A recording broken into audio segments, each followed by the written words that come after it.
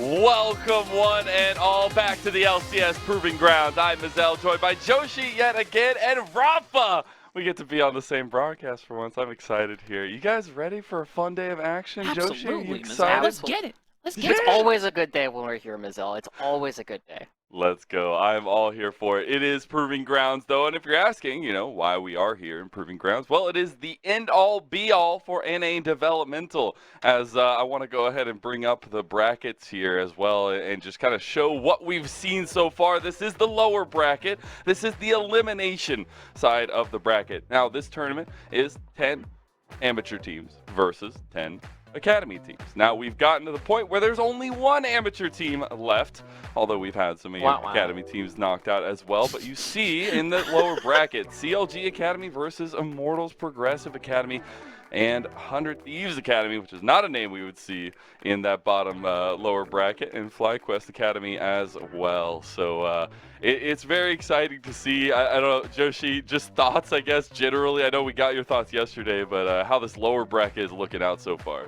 Look, I just gotta say, I got super baited earlier based on how much success the amateur teams were having. We got an opportunity to update our predictions on how many wins amateur teams would get. I thought they were gonna get more. I thought 100 Thieves Next and AoE were gonna take at least one game off of IMT and CLG, but we're not necessarily seeing them have the same kind of success. It feels as though we're right back to everything on schedule, and I'm sure when we look at the upper bracket, it's gonna be full of academy teams there too. Yeah, and once we get to that upper bracket, we'll get to the discussion because that's what we have on our docket today. But we also got to reminisce a little bit about yesterday and see some of the highlights from those knockout rounds, Rafa. Oh, that's the yesterday we were talking about. My bad. My mind was in a different place. But we saw some moments of brilliance, even from the teams that were knocked out yesterday. Evil Geniuses against 100 Thieves Academy.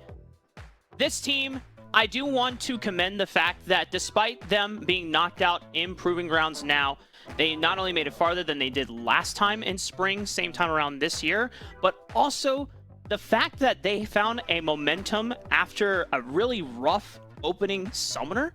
Yeah. At the end of the summer, they found their groove, and it seemed like they were finally building on a formula that was working. But 100 Thieves, they were also put in a position where, guys, we are expected to be in top 4, if not the finals. We want to run back against Team Liquid. We cannot lose here. Yeah, there's a lot of storylines to go on here. A lot of teams that were kind of fighting their stride, but they ended up happening a little bit too late, or it wasn't quite synced up, right? Evil Geniuses was definitely one of those teams where I feel like there's a lot of talent on it. And if you put those players in different rosters where they're able to build synergy, I definitely think that all of those players are better than what we actually saw them do this time around. Yeah, absolutely. Special shout out to TSM Academy as well. Their season ending there. Pieces kind of rambunctiously put together, but very excited to see what they can kind of pull apart from that, at least roster in the next split. Now we got to look at the upper bracket. This is what we got going on today.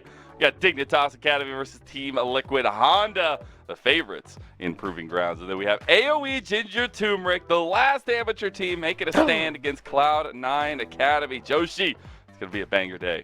Yeah, we got two of the teams that I'm expecting should be our Proving Grounds finalists playing today. You got Team Liquid Honda, like you already called out, and Cloud9 are currently my front runners for the team that's going to be challenging them in grand finals. But just like we see every single time, they gotta make it there first. This is their opportunity. We're still on the Wixie revenge train, taking down every org it feels like he's ever played with. This is going to be the big test, because it's not as though he was playing with Cloud9 last split, back in spring. He played with them earlier this split until King and Destiny came back, and they solved all the roster issues for the LCS squad. Yeah, I think also when you're just looking at like the high highs that we've seen from both these squads, even Team Liquid and Cloud9 Academy, Rafa, it's been up to the bar that we kind of expected, I feel like. I mean, this is the farthest an amateur team has gone in Proving Grounds since No Org from spring of 2021, the very first iteration of Proving Grounds.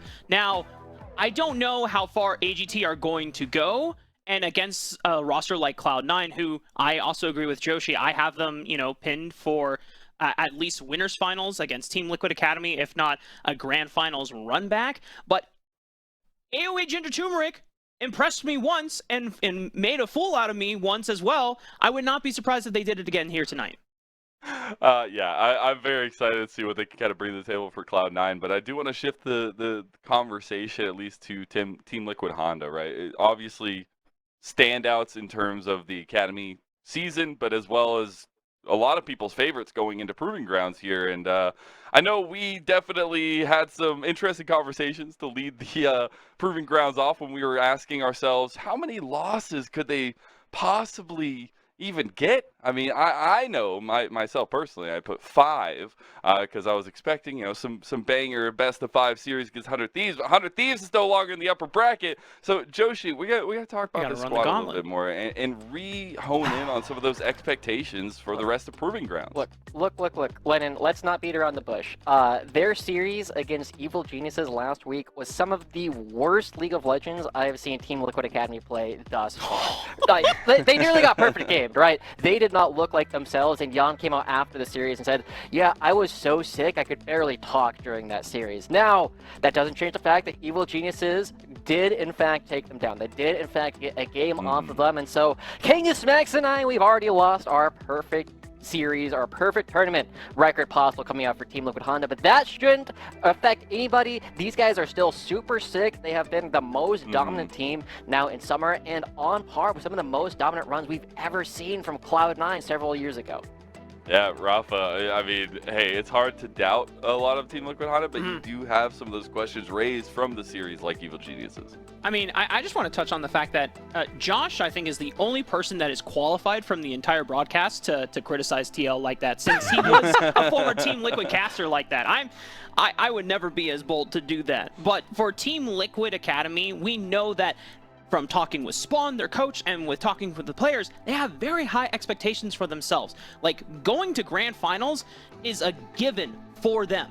Winning Proving Grounds is what they expect because they need to uphold the title, because for every single player on this roster, they have LCS aspirations, but they also are...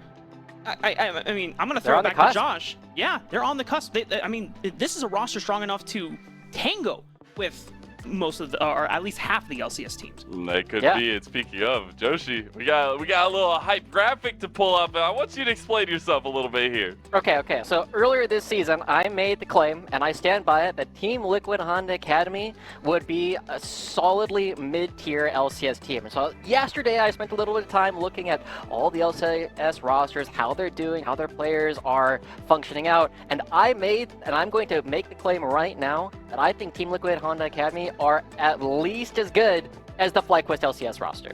This team wouldn't just make it into playoffs. They wouldn't be a 7 or 8 team. They would make it into the top 6. They would make it into the playoffs in previous years. And, to my credit, I'm not the only one who thinks that. Now, Cubby says that they probably wouldn't be 10 and 8.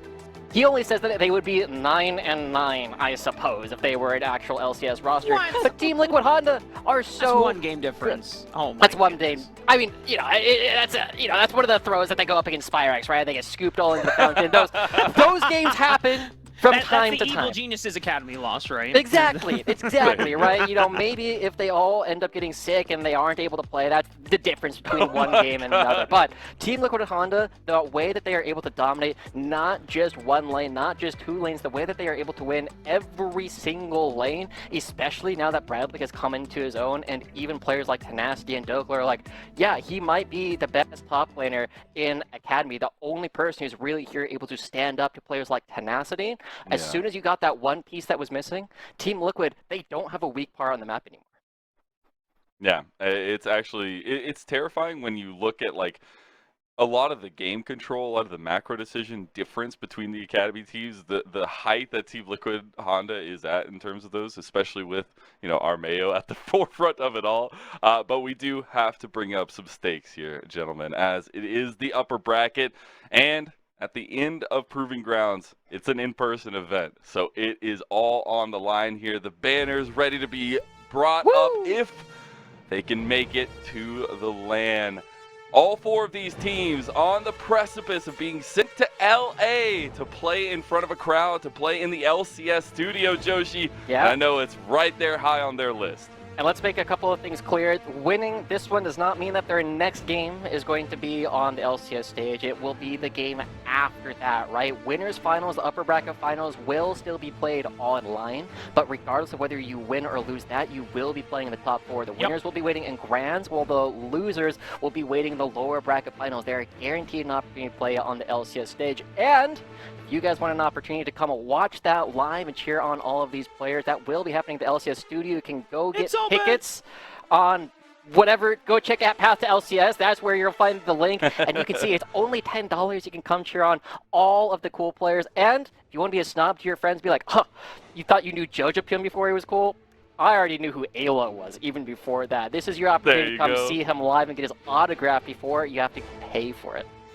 Exactly that. And also, if you haven't seen the picture that the ticket thing is all about, it's Rafa holding a guitar like he's threatening you, and I don't. That was probably the most threatening photo I've ever seen of Rafa. And if you don't buy a ticket, he's gonna come after you. All right. That was not intended for the ticket. We did the Proving Grounds Silver Scrapes thing, and then the photographer came and was like, "Oh, let's get some shots before we go back to break." And I'm like, oh, "Okay." Wait, you did some shots on stage? Yeah. Hey! Wait, I don't think we can do that. No, I don't think we're allowed to do that. Like Photoshop. I don't think we can do that. You had some ginger turmeric drinks, right? Yeah, Nope. exactly. But in all actuality, right, the stakes are high. All 4 of these teams, especially looking at Ginger Tuberk, right? True. That would be incredible for them to get to go to LA, to be in person, be one of the amateur teams that actually represents in person at Proving Grounds. So it would be actually huge. And speaking of AoE Ginger Tuberk, we actually got to hear from Wixie. So let's go ahead and listen in what he had to say. Yeah, I mean, this whole year has been like quite the trip. Like, it all kind of started with me winning like scouting grounds, the last scouting grounds ever, and I got getting picked up by 100 Thieves, having a long like 4 months like grinding and playing like on that team, getting second place in the end, coming short from 1 win off of winning all Proving Grounds, and then being teamless was kind of rough. Yeah, it always feels bad to think about it, but I use it as a motivation sometimes to just like never want to lose again. You know, I don't want to lose that way again. I want to feel like I want to have control over things, and I feel like being an amateur more, talking to more people, I feel like I've shown like a way I can like lead a team and how I can like take resources and carry and put responsibility in my hands more often. So I think that's helped me a lot stepping down to like amateur throughout this year. Hey, the stakes are there, but as well as the motivations are there. You always have to have something to fight for. And yes, heartbreak is hard, but it also breeds such great competition. And getting to hear from Wixie, obviously a little somber note in some of those, but I think with the performances he's had, with the team has had this split, it's been a come up for them, Joshi. Yeah, and it's also interesting to listen to him talk about it, because it makes me think back to an interview we heard with Winnie back when he was playing for Western Ontario, where he was saying, it's one of those things where he's done that before. He's played on the big stage. He's had an opportunity to kind of showcase what he's done. And now Wixie is in a very similar position. He wants to take this team of relative rookies, some of whom who have a little bit of stage experience, but most of whom this will be their first opportunity to play in front of a big crowd. He wants to be that leader. He wants to help get them there. And it's important to remember, despite the fact that Norg won previous Proving Grounds, that was entirely online. If AoE Ginger Tournament go to the LCS Finals, go to LCS Studios, they will be the first amateur team ever to play on the LCS final stage. Yep. Hey, again, the stakes are set for AoE Ginger Tournament. They got to show up today, as well as, coming in huge against tough competition, I feel like. We'll get to that a little bit later. Speaking of, though, we got to talk about what games we have ahead of us. We already highlighted the upper bracket earlier, but we will have Dignitas Academy versus Team Liquid Honda Academy as our first best of, and then we'll have Cloud9 Academy versus, as you said, the 15th seed amateur squad AoE Ginger Turmeric. Rafa, I cannot wait to hear the calls, but which one are you more excited for if you had to choose?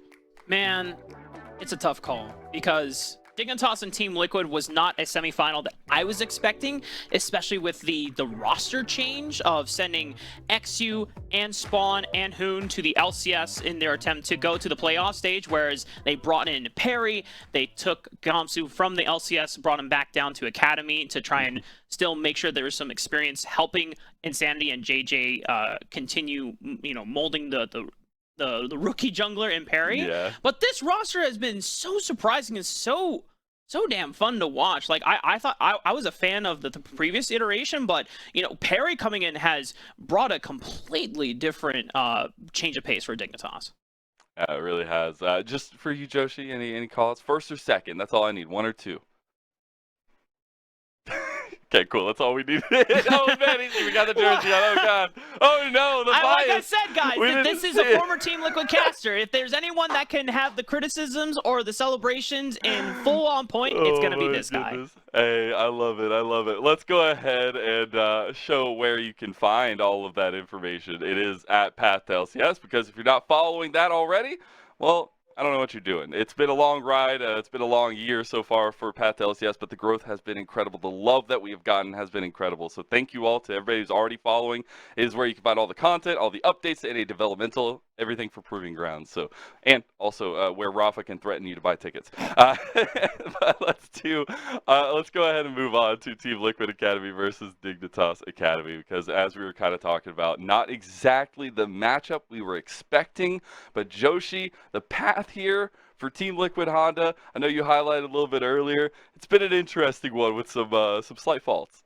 Yeah, I mean, Team Liquid Honda, again, throughout the entire regular season, they were of the opinion that they basically only lost themselves the entire time. And looking back at their games, you know, whether or not that was always true, the mindset was always there for growth. We made these mistakes, and we need to make sure we're not going to make them again. And that has allowed Team Liquid, who was already such a strong team, to really figure out everything that they were doing. I remember for a long time we had a conversation of Bradley, the one player on the team who didn't feel as though he fit in to the whole well-oiled machine. But while we were filming some of the documentaries, he was putting in the extra time. He was the only player who was going that extra mile to make sure that he can keep up with such a star-studded roster. And you know what?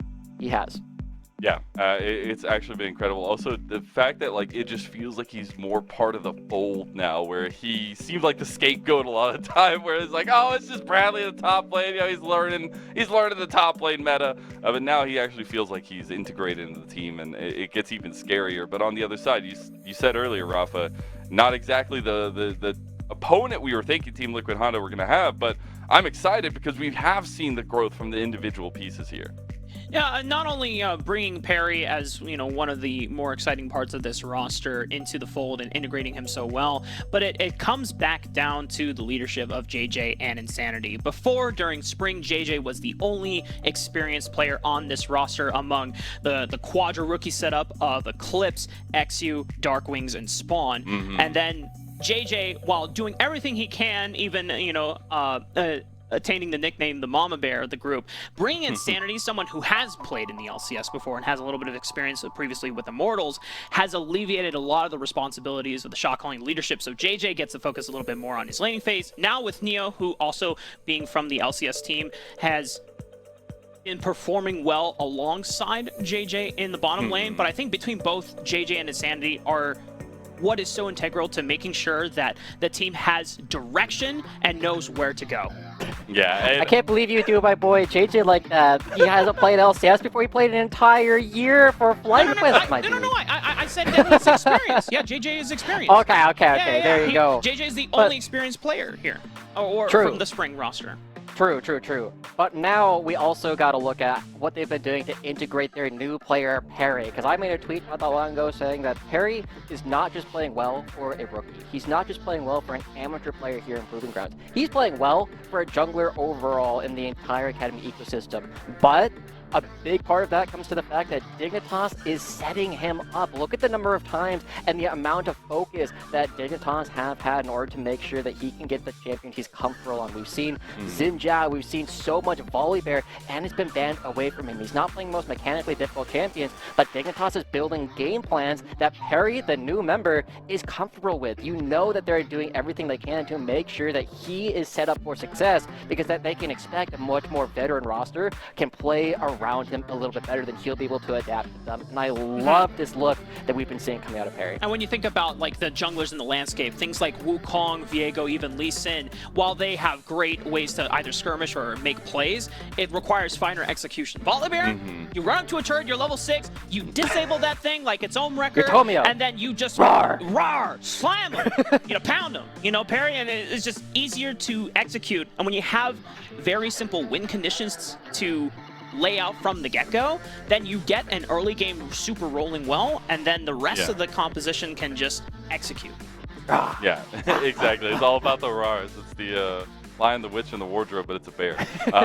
It's actually incredible to see that Perry has integrated into the roster coming from AM and with all those changes, right? And to see him still performing. So it's something super important to keep an eye out into this series specifically, as I think it's going to be a tough test against the General Armeo. But there is an elephant in the room, and his name starts with a G, and it might be Gamsu. Spawn having some nightmares. I don't know what he can take to try to help that, but at this point there is a gatekeeper for Team Liquid Honda, and it's living rent-free in Spawn's head, Rafa. Now, to be fair, I think this is the tweet that was from Spring Proving Grounds, not... No, this was this year. It was this year. This was like a week ago. Yeah. It was literally... Oh, really? He just tweeted Yeah. it? Yep. Oh. When he realized he had to play up against Dignitas Gamsu instead of 100 Thieves Gamsu. It keeps happening. How do you escape Spawn the nightmare? can't escape I don't know Gamsu, what man! to do. So, okay, for context, Team Liquid Academy Summer Proving Grounds, they lost against 100 Thieves. Gamsu was playing in that roster. Team Liquid... As a sub. As a sub. Yeah. Game 5, while Team Liquid won this year's Proving Grounds in spring, they still went the full distance Game 5 against Gamsu for 100 Thieves Academy. And now, to get into Winter Finals, to get a top 4 spot guaranteed to go to LA in the LCS studio, you have to go through Gamsu again. Yeah. And there's this big talk, right? We always look at the players that seem to be playing up in bracket stage, right? Ponytop was one of them. Jimmy in spring was a huge example. Let's be real, he kind of looked terrible during the second round robin in spring, but when it came to Proving Grounds, he might have been the whole MVP of the entire tournament. And now, Gamsu is a player that also, I know a lot of people have been looking, it's like, how much better is he playing in bracket than he was in Academy, than he was in the LCS? And, well, to be real, he has had some good results. The way that he's been playing has kind of mind controlled a lot of his opponents in order to just dive him, right? I talk about fear auras a lot of the time, where it's like, oh my gosh, this guy is so scary, I'm going to play back. But Gamsu just has like this aura of like, oh no, please don't hurt me. And then he just holds out and kills you underneath his turret. It's a trap laying in wait. I love it. I need Gamsu. We should have recreated that somehow at the media day. That's really we've really missed an opportunity here, guys. I don't know what to say, Kelsey. I'm sorry. Anyways, I do want to focus a little bit more on the Team Liquid Honda aspect of it, right? Armeo, Jan, integral pieces. We also got to have a little bit of fun with them in terms of the media day. FF15, no big deal. All the eyes, because this team has been able to live up to the expectations, even with some of those stumbles, Joshi. Yeah. We can't forget that even though they nearly got perfect gaming against Evil Geniuses, they have also set the all-time Academy record, 18.5 minutes going up against Immortals Academy. The number of times that they have just thrashed teams in 20 minutes is kind of ridiculous. And now this is their opportunity to continue building up that dominance. And so much of it, we've already talked that all of their players are good. The big thing is they are so controlled as well, but the development that we've seen in this roster from spring to summer, where they were just the control team, and a lot of scouts were criticizing, we don't actually know if they're all that mechanically good because they just out-macro everybody. So we're not necessarily looking at them. They took that to heart and they're like, oh, you don't think we're good? Okay, well, we're just going to fight you over and over and over, and we got to see how much pressure they were able to put on other teams, and Jan in particular has become this aggressive monster. Yeah, exactly. And then there's the man himself, the guy standing in the way of Team Liquid Honda, so they can knock them down into the lower bracket, Rafa. It's a scary potential. As you said, he's just laying there waiting. He looks so innocent. He looks like you could just attack him. What is this fun fact? Wait. We can't just roll by this. You didn't remember that? You don't remember that? No. This is the first time I'm hearing of this, but this is hilarious. It was actually hilarious. Yeah, he was fully confident about it too. Was playing windowed bow, trying different settings, different lighting. Was this one of the interviews that we played during the week of Proving Grounds live? I don't remember. I want to say it was a conversation maybe after an interview of a game or something like that. It's been a while. I don't remember, but I do remember it coming out of his mouth. So. It was actually hilarious to see that, hey, inconsistencies. There you go, just trying things out. But now we get the playoff buff Gamsu, right, Joshi? Yeah, and so now we get to see how much he'll be able to mind control Team Liquid to diving him as well. We are going to have to watch how he plays up against Bradley, because it is the big question that we are going to have. But we got to see going up against FlyQuest, to Gamsu's credit, he played a lot of these dives well, but we also got to look and say, you know, maybe people taking a little bit too many third shots, maybe people are getting hit by too much crowd control altogether, but it feels as though Gamsu consistently coming out ahead during a lot of these plays does mean that he gets to go into these team fights with power he wasn't supposed to have in a lot of the matchups he's actually been playing. You know, Josh, you know why people want to dive him so badly? Because he's Chef Gamsu and he makes things look juicy. So he knows how to make himself look juicy as a target. And so everyone's thinking like, oh man, we gotta get this guy. Like we're gonna get so much resources off of this, and then they just overextend. They see with their stomach instead of with their eyes.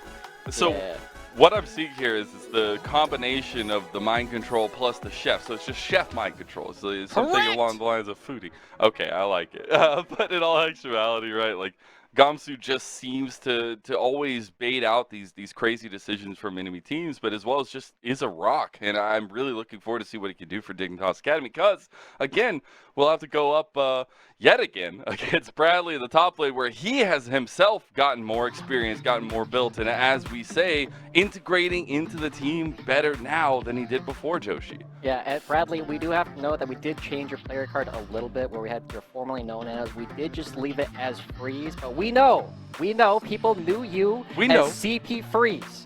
We gotta get that CP in there just for you, even though we were calling you Freeze the entire time. And I don't know a single person who ever said the CP part out loud, but I know it means a lot to you. We got this here just for you, baby.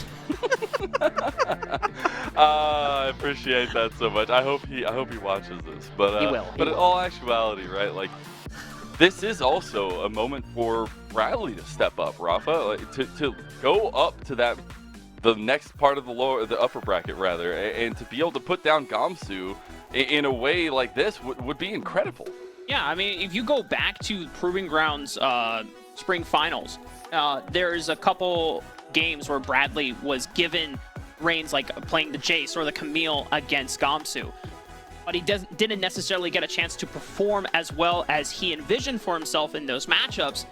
And while Team Liquid still won the series in the end, Bradley, looking forward into summer, the reason why he, stayed and put so many hours in while everyone else was doing content, is he does not want to be the weak link on the team anymore. Exactly. He wants to show that I deserve to be on this roster as much as anyone else does. I deserve to be looked as a prospect in the future. Yeah, and do you remember the story that Spawn told us originally, Rafa, about how Bradley was brought on to Team Liquid in the first place? He was going against scrims against Harry, and he was getting destroyed, right? Harry was solo killing him, going up 30 CS, and he talked to Spawn afterwards, and he's like, look, I don't know why you'd even consider me. Harry is just blowing me up every single time. And they said, what about top lane? Would you like to come play a different position for us? And originally, Bradley took some time trying to figure out how to actually play that role, but now he's taking opportunities, and the number of solo kills he just gets against some of these other top laners are wild. He's getting solo kills on Tenacity, he was getting solo kills against Solo as well, who's now playing LCS. We are getting to see Bradley at his best over and over again. And also, it's the growth, right?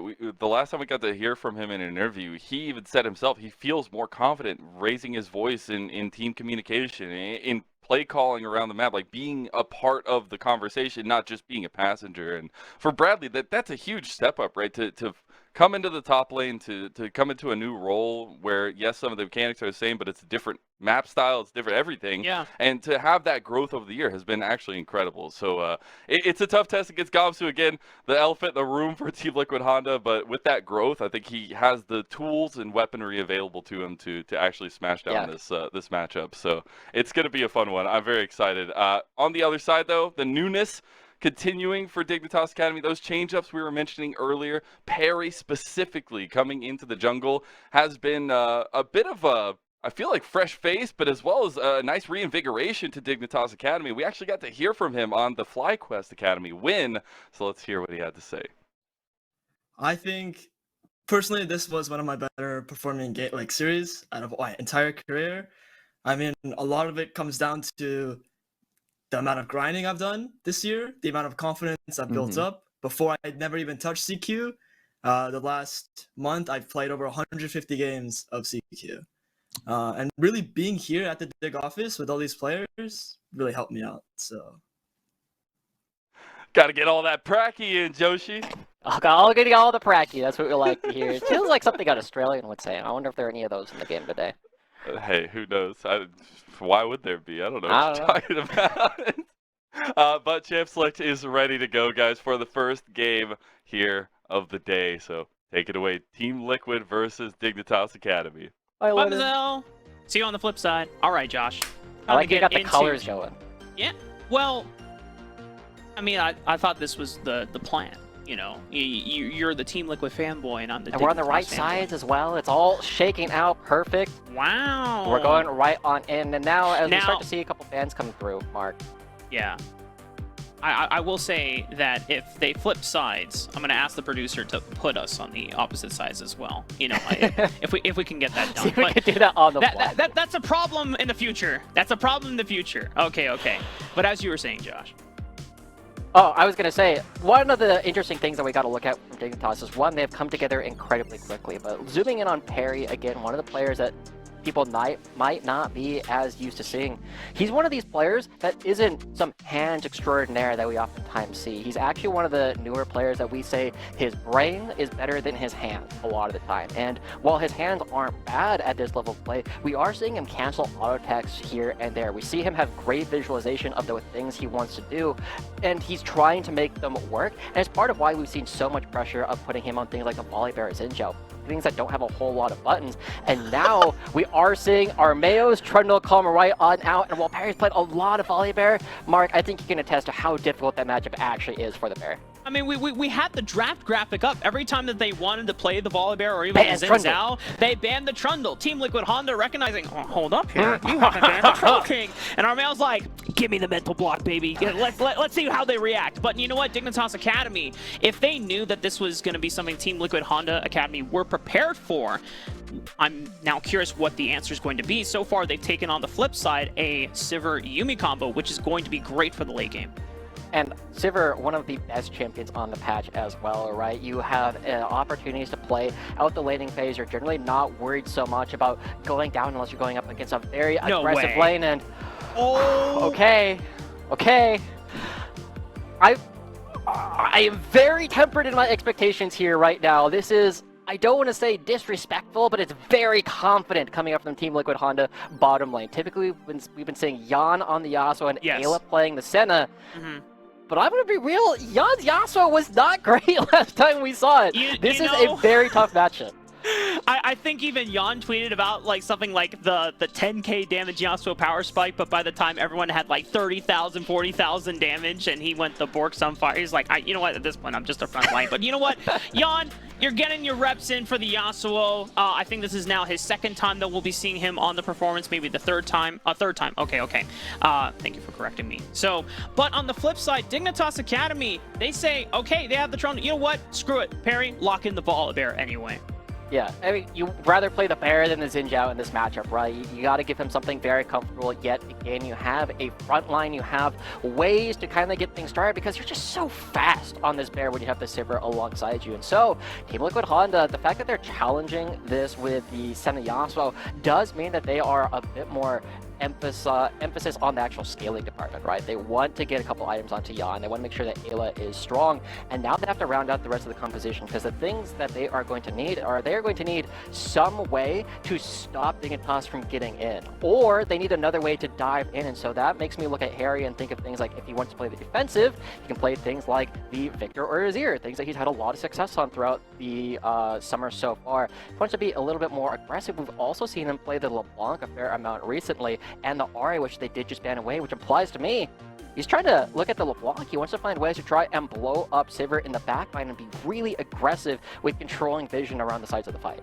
Josh, I would love if Harry got to play LeBlanc. Unfortunately, it is already banned. Josh was a little lost in the sauce. He saw the future. He's like, oh my god, I can see how this draft is playing out. And then, boom, ban screen. Just a little too under the radar for the peripheral vision there. Renekton being locked in for Gamsu. So, this Ornn ban now it's taking away tank options that could survive against a brutal laning phase from the likes of this Crocodile in the top lane. And now Team Liquid Honda, they're being asked, okay, do we want to protect the top side of the map? Oh, No. yo, Bradley, let's go. Throw down the gauntlet. I want to see the axes. Okay, this is definitely a very volatile matchup coming through. It should be pretty Olaf favored because you just go in and you win a lot of these long trades. And Renekton is a character who has such long cooldowns early on in the game. And Olaf just sits there and is like, I'm hitting you now. I'm hitting you now. What are you going to be doing about it? And as the Orianna comes through, you have a very well-rounded composition coming out for Team Liquid that has some incredibly strong scaling elements in the Senna, Yasuo, and the Orianna. But they're also going up against Dignitas, where they're going to kind of struggle to actually deal with Neo on the Sivir. He's got a lot of range, he's got a lot of damage, and you got 3 melee champions who are going to be struggling to actually hit during a lot of this time. And then when Nintendo is going to be going over onto the Akali, you also have something that will wake up really hard in the mid game. And so, I gotta say, I actually like Dignitas draft a little bit better as a whole, but this is Team Liquid coming in saying, we're the best team, we're the team to beat, we are the darkest horse, even though we're the #1 seed. You gotta be able to take us down when we're doing all kinds of crazy things on our own. Yeah, Team Liquid Honda, if they were able to win with a draft like this, it not only gives them the confidence, but also it's a statement victory as well. Being able to flex that, hey, you know, we are able to show a variety of styles, a variety on our palette. So it means that any contenders, like Cloud9 Academy if they win AGT, or AGT if they make the surprise victory over them, Team Liquid Honda are going to be a whole different beast to take down. But of course, Dignitas Academy, they have to be beaten first. But when looking at both of these compositions here, Josh, you have early agency from Perry and you have early agency from Armeo. The question is, you know, where these junglers want to focus their time on for the first few minutes of the game. I mean, it's kind of wide open, right? I feel like that's the beauty for both of these characters. You can kind of go wherever you want. Yasuo doesn't have a whole lot of escape tools in the bottom side, but neither does Olaf. I feel like Perry can really pick and choose where he wants to gank. All right, well, let's see what Dignitas' early game plan is, and if Team Liquid Honda can completely thwart it. Game 1 is here.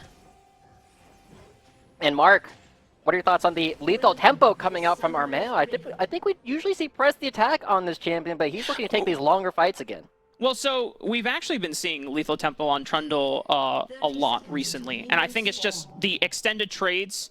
You're able to ramp up lethal tempo super fast because your Q is an auto reset, right? So that just means that over long extended trades, Trundle is just beating you down with a giant club, and while press the attack gives you the immediate, you know, burst of damage and damage amplification, that's really great for ganks, but in terms of skirmishing, that allows you to guarantee you win any 1v1 against most of the junglers in the landscape right now.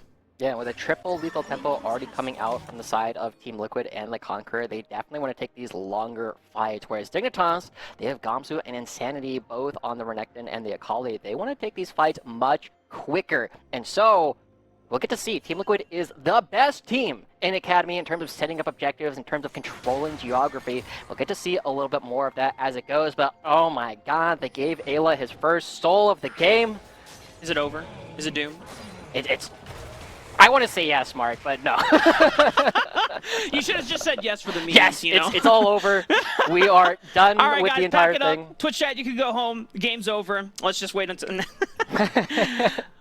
You know, going back to what you're talking about, how the 2v2s are going to be playing out. That's why Perry is going for the press the attack on the Volibear versus something like the Conqueror, because his job is just to snowball lanes. He's coming into a lane, he gets the PTA completely procced off, and an exhaust early onto Neo. Jan and Ayla were looking to throw hands early.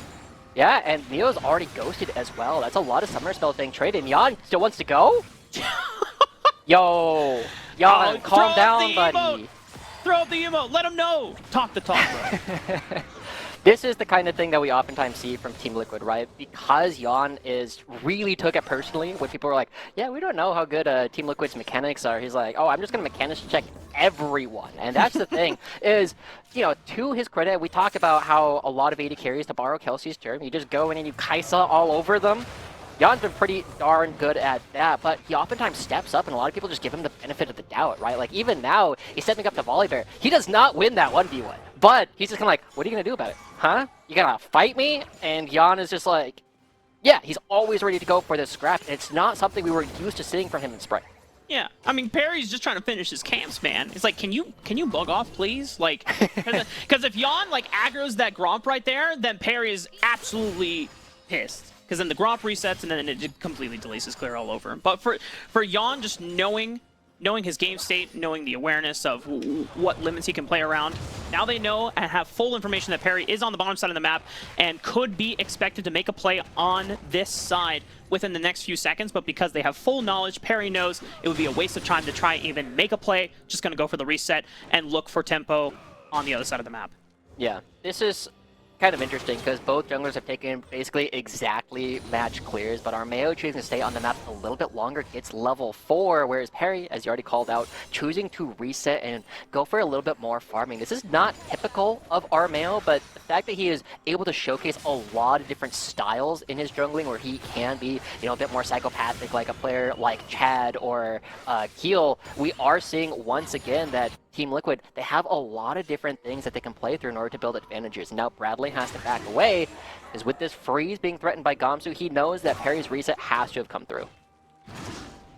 Wonder how long he can freeze in, and how well can the junglers from Perry and Armeo play around this top side information, because Perry is already on this side of the map, but the way that he is clearing, looks like he'll end up more towards the bottom side of the map. I don't know if Gamsu is putting Bradley in a situation where this is like detrimental to his laning phase, or if this is something that can be easily corrected here. I think the most detrimental part was the amount of time that Bradley spent seeming to be unsure about whether or not he would try and fight to break the wave state. I think Gamsu didn't have enough minions to actually get a successful freeze off without tanking some of the minion damage, so when we go back up, we'll see how successful or not he was in that situation.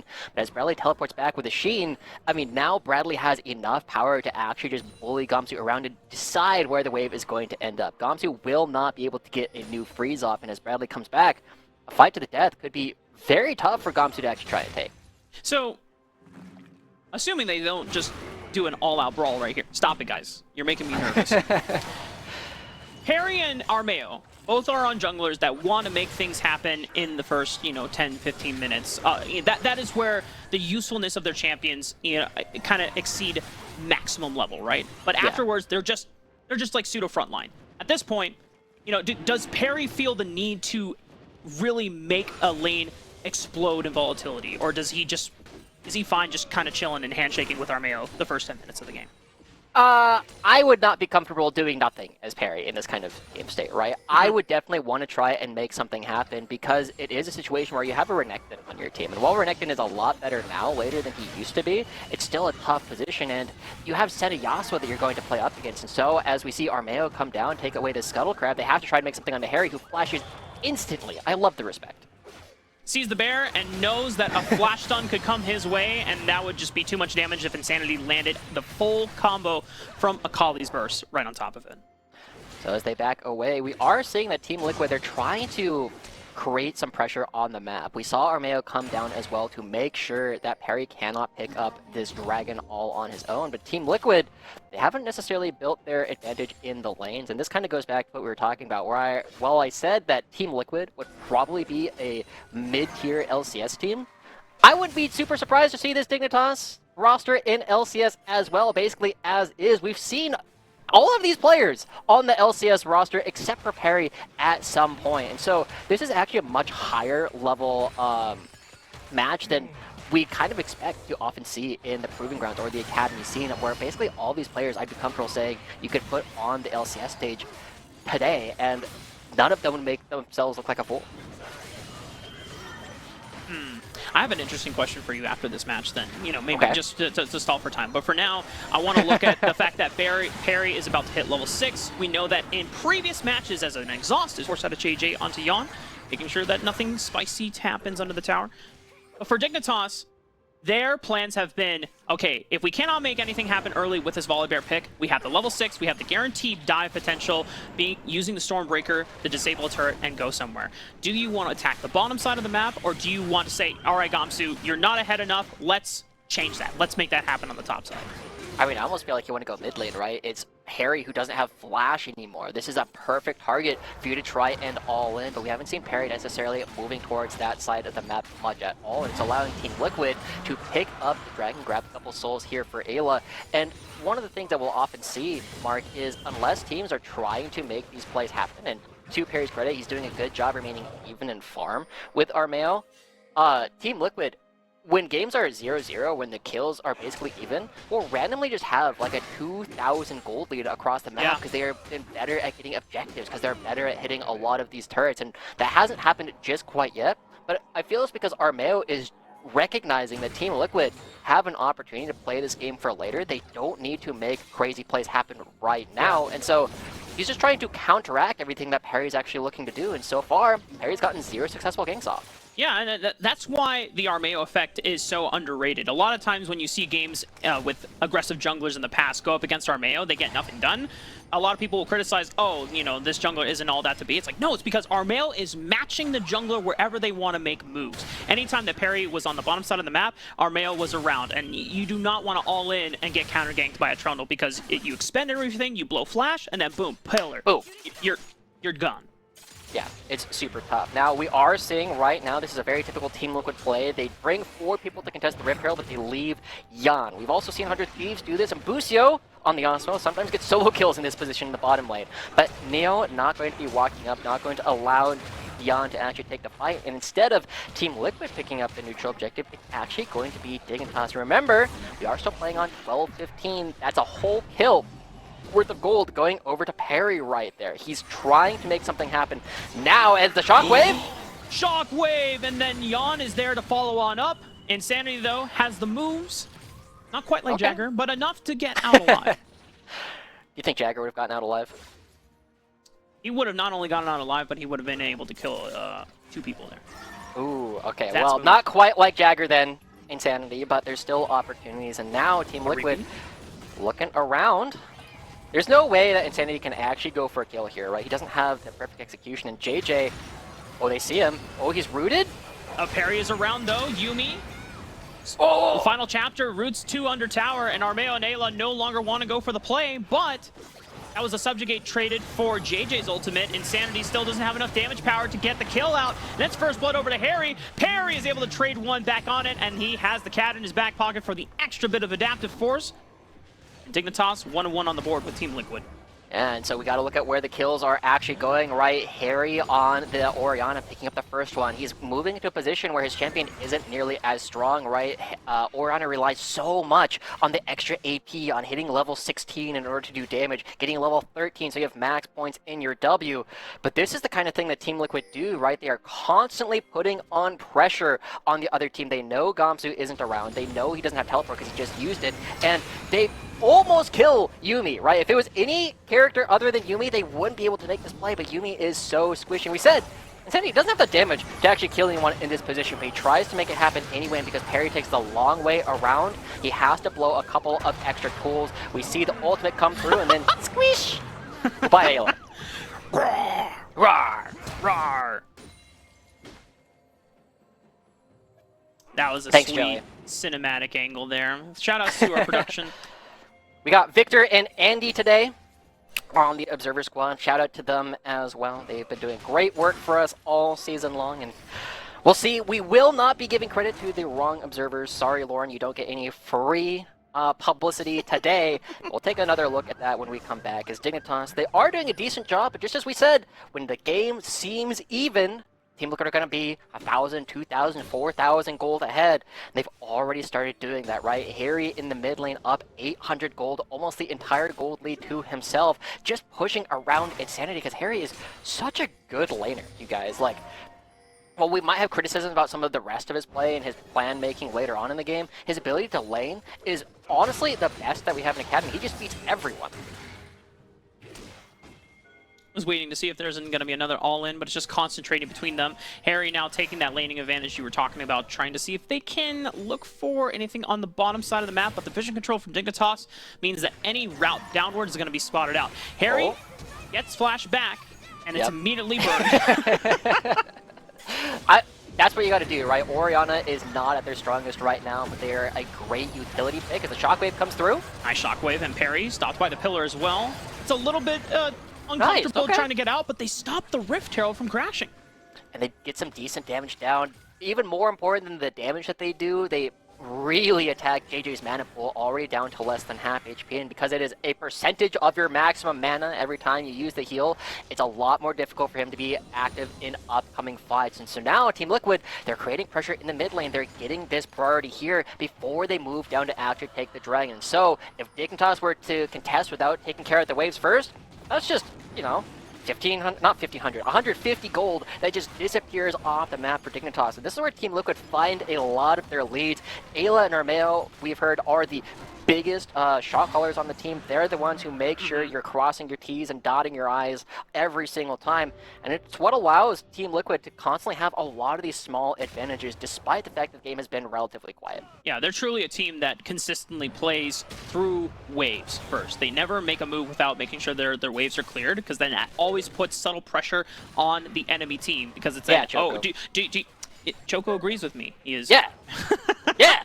And you gotta We make love sure good macro. that before you go in and look for vision control or contest an objective, that you're picking up the free resources that is piling under your turret. You don't want to lose that. And now we see Team Liquid. They know that they are under threat of getting dove. Perry is down here on the bottom side, and Jan just now walking up. Armeo's walking away. This is a good timing coming in from Perry. Ayla's here. But Armeo and Ayla are off vision, so Dignitas have no idea that they're waiting in the wings. And as soon as the Troll King shows himself, Perry's like, never mind, guys. This play is no longer doable. First off, let's go back to the fact that Armeo, that general, once again stopping a play coming out from Perry. But the other thing that's very good is not all junglers there would just back away and be like, oh, no play, back up. We're not going to die for this. But Dignitas, they have the experience. They have the confidence to say, no. All the setup we did, we know we can't make it happen anymore. And so credit to Dignitas for not all dying there. But at the same time, Team Liquid, they love this slower game. They love the fact that Insanity is crested level 11 and hasn't gotten a kill. They love the fact that Insanity, who has had some of the best second round robin performances of any player that we've had in Academy, hasn't gotten off the ground just quite yet. It has been Team Liquid very comfortable so far in this position. And while they wait for the next dragon to actually spawn, Team Liquid, as long as nothing happens for the next 10 minutes, it's going to be a beneficiary to the boys in blue. So at what point then do Dignitas Academy, while they have, you know, this late game scaling component in the Sivir Yuumi, at what point do they say, guys, we can no longer just play passively. We can no longer just let Team Liquid negate some of these opportunities that we're going for. We just have to go for the flip. I mean, at this point, you're looking at this Herald that's currently on the board and the next dragon. Right, these are the big places where we're expecting Dignitas to try and draw the line in the sand. But the important part, Mark, is it's not just that they need to take fights, it's that they need to take smart fights. Sivir is the best champion in the game if you are forcing melee champions to walk through a corridor against you. Well, right in now order to she's set that sunk on up, her I was tower. waiting, sorry. In order to set that up, you need to be there first. Well, without Sivir here, you are relying on the power of this bear and this crocodile. And a Shadow And cat. Ninja waiting in the wings to see if anyone steps up too far forward. Armeo and Bradley taking the left wing of this approach. Jan. Rift Herald is dancing back and forth, and Jan is making a slow approach. Watch for the ball, watch for the shockwave once again, but Dignitas, they spotted it out. They've called out the fact that Jan is rotating on over, so they have to give up the play, and Perry just wants to go back home, man. This is where I would be sitting Wait, here he with might a have to frozen match, flash or like ulti flash. over the wall. Yeah, use your ult. You got to do it. I would say it a little bit more vulgar, but now Insanity. Oh my goodness. All right, cool shuriken flip, cool shuriken flip. Oh! Okay, well, he's looking for one. He's got the damage to take out Ayla. Does he look for another one to Harry? But Armeo is back on there. Exhaustion comes out. Insanity almost finds the execution, but it's a flash from Harry. He's been having to use that flash all game long, Josh. But Gamsu goes down because it's 3-on-1. The rest of Dignitas are forced to retreat. And while we saw some cool backflips from Insanity, I don't know if you could pull out another one here. That is a very, very strong Viking right there. And still, 2 for 2. The Team Liquid is up 2,000 gold. Jan has been left to his own devices in the bottom lane. And while, yes, Insanity finally gets his first kill, it's a little bit, you know, it's not that much. It's a little bit late. The scaling elements are still there for Team Liquid. But this is where they try and go for a little bit too much, right? Team Liquid overextending just a little bit, getting punished here from Insanity. And Ayla, I don't think was expecting all the damage to be coming through from Insanity, but he didn't get the extra calculation of all the extra adaptive force that Insanity has from the cat on his back. And then his Gamsu play is unfortunately the same kind of play that we were seeing from Bradley a lot earlier on in this season, where Bradley would kind of be on his own, try and dive the other members of the team, and the rest of the team is like, sorry bro, we can't follow you up. You're a bit too far forward there, and he ends up getting 1v3. But Dignitas, at the same time, Mark, let's go back. The Dragon is spawning. Dignitas in a position where they need to be here first, and so far, they are. But look at what Team Liquid is doing. They recognize that Dignitas is there too early, and so they're able to drop the Rift Herald in order to pull Dignitas away from all the corridors that they had set up. And this turret is for sure going down. First break over to the side of Team Liquid. Perry engaged with the chase on the hunt, popped by Neo. They have the movement speed, but do they have the damage to lock down Harry? Finally! It took 3 flashes, but they finally get Harry locked down. Shutdown gold going over to Gamsu.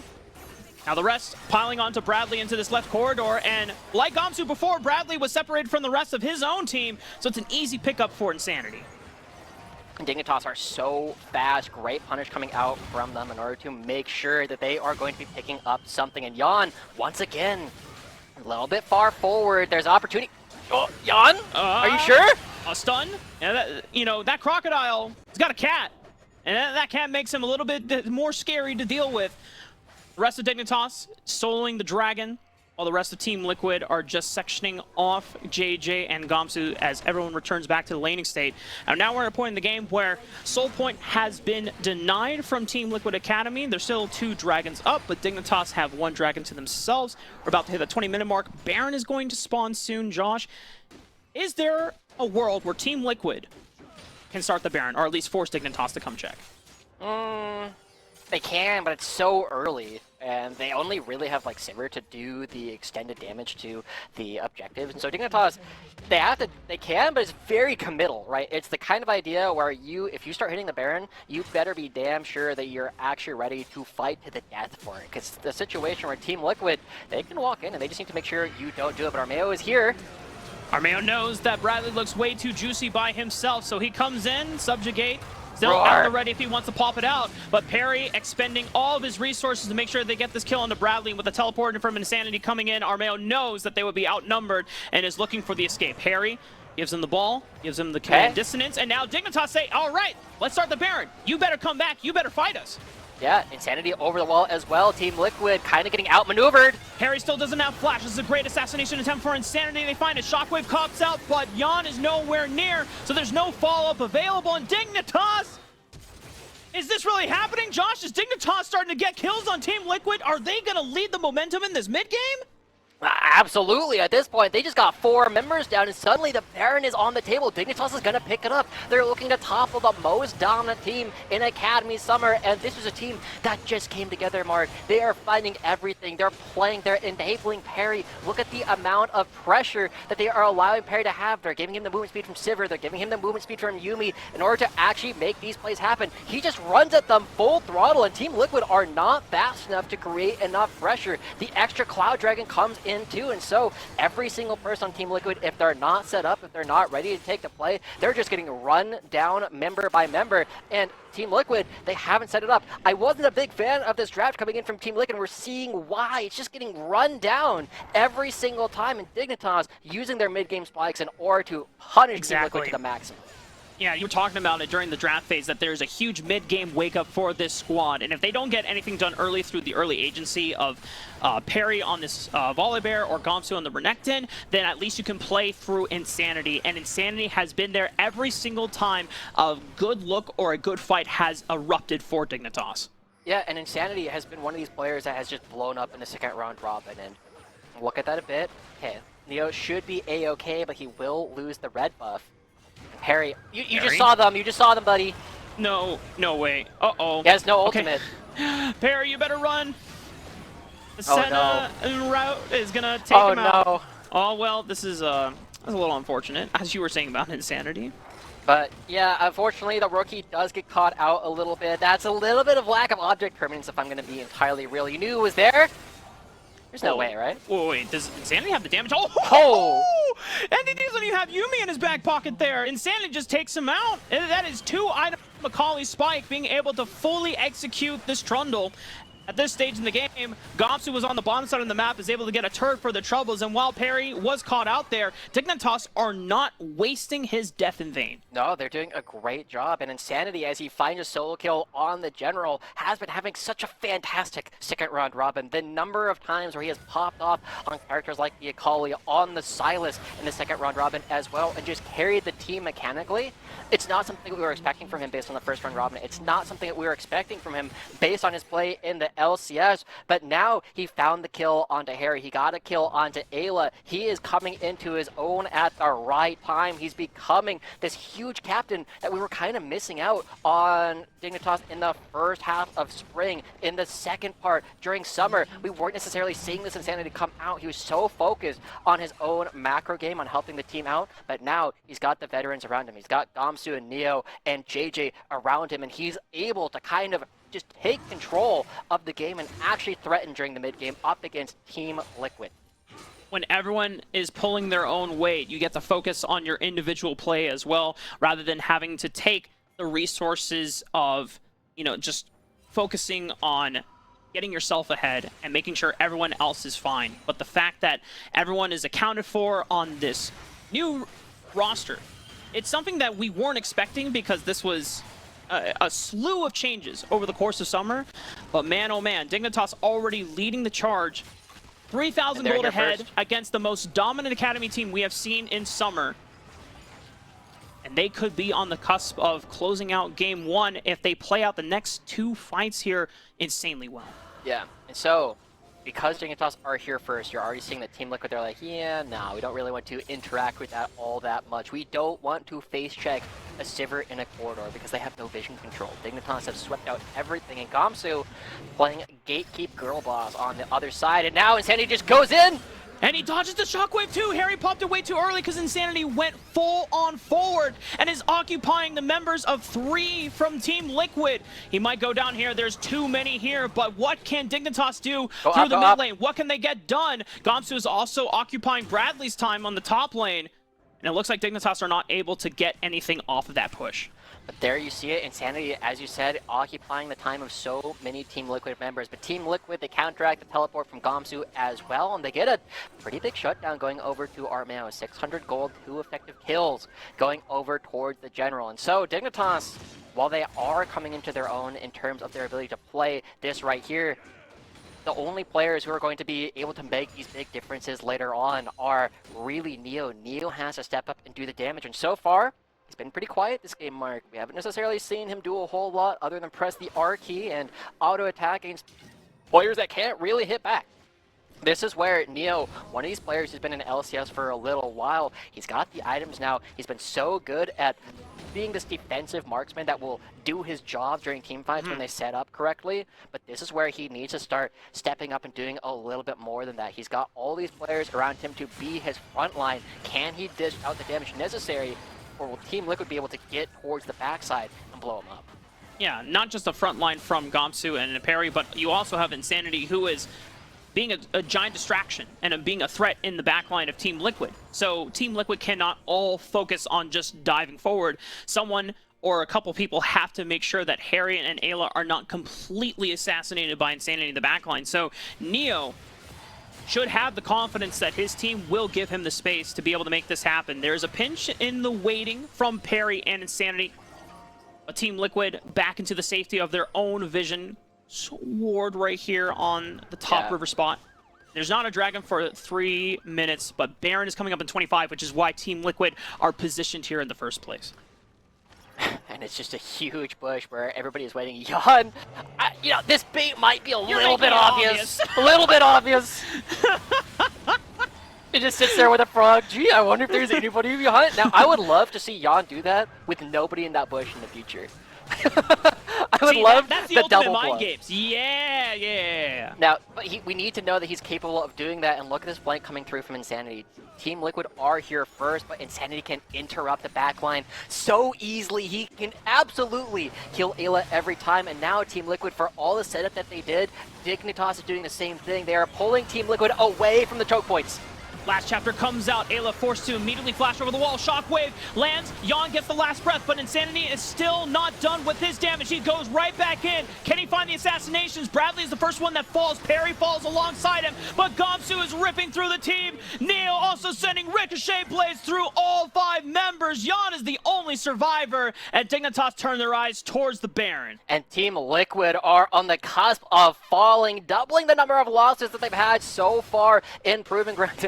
The win wall, Jan, he's got a Blade of the Rune King and a Frostfire Gauntlet. There should be no way that he wins this, but he's at least convincing Insanity to back away and keep his own life there.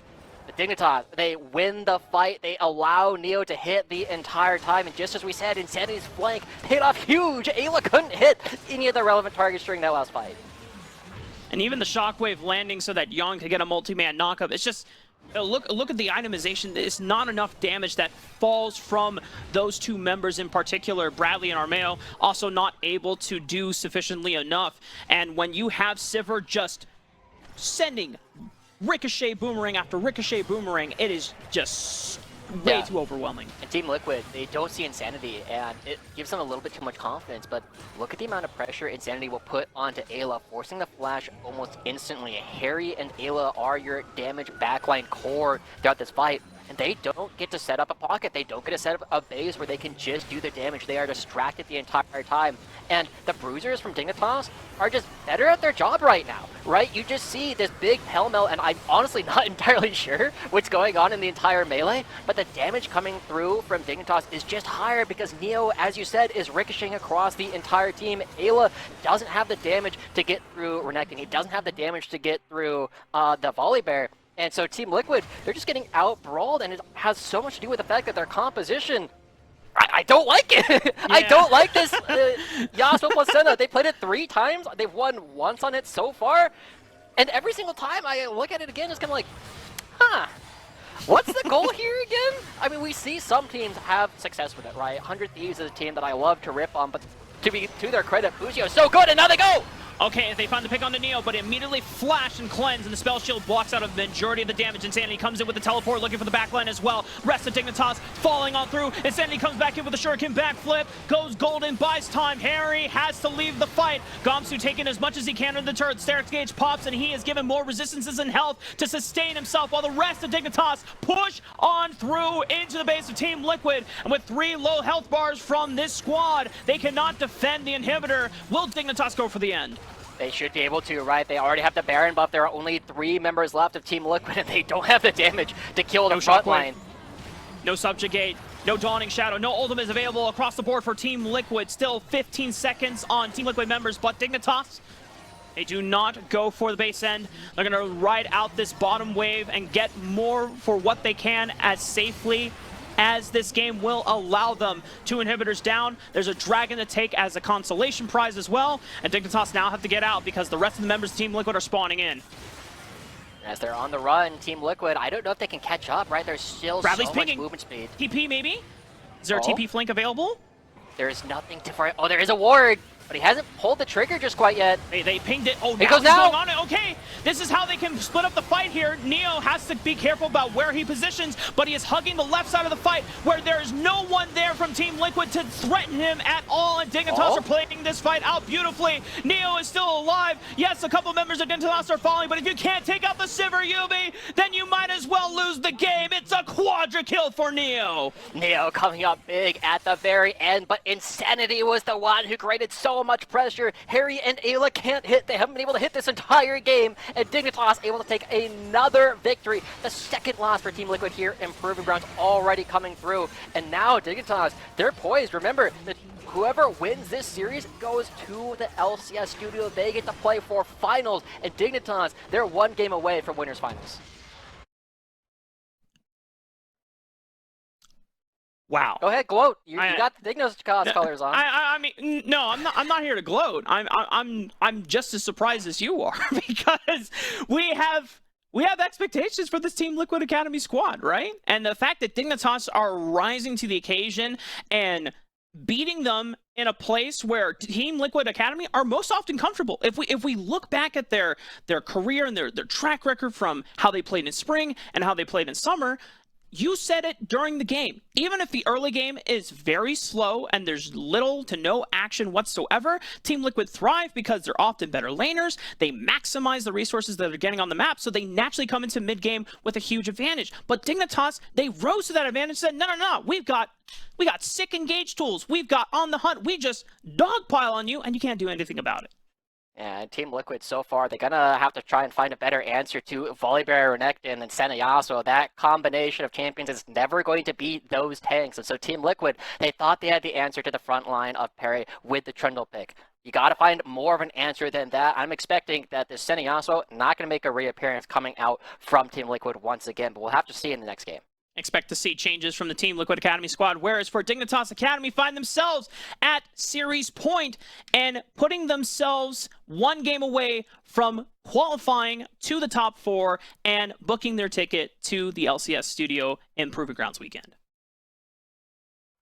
Toby cares about the players and the matches more than any other manager I've had. Like, he's very happy when we win, and he's really mad when we lose, and you can see it. So that's what makes him the best. He's very passionate.